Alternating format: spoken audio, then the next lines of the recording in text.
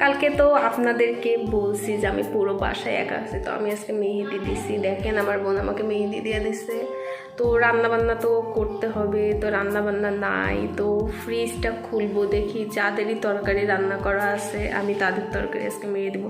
মানে বেশি দিন রান্না করা তরকারি রাখলে হচ্ছে নষ্ট হয়ে যায়, তো আমি তাদের একটু উপকারী করতেছি। দেখি কি পাওয়া যায় ফ্রিজে, চলেন আপনাদের সাথেও শেয়ার করি যে আজকে আমি কি খাবো আর কি। আর রান্না করতে পারবো না, একটু অসুস্থ, তো তাই ভাবলাম যে ফ্রিজে যার রান্না করা তরকারি পাবো সেটাই খেয়ে নিব। লা লা লা গাইস, কত তরকারি কিন্তু কেউ খেতে দেয় না। সবাই এত কিপটামি করে কেন? আপুরা আপনারা আমাকে মাফ করে দিয়ে আপু, দীর্ঘদিন থেকে আমি না খেয়ে আছি মাছ মাংস। আপু এটা কার বক্স?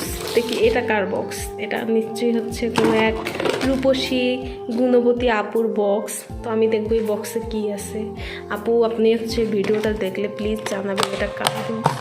ও মাই গড, এটা তো গরুর মাংস, কিন্তু গরুর মাংস খাবো না, অ্যালার্জি। আর কি আছে দাঁড়ান আপনাদের, আমি মেহেদি দিছি হাতে।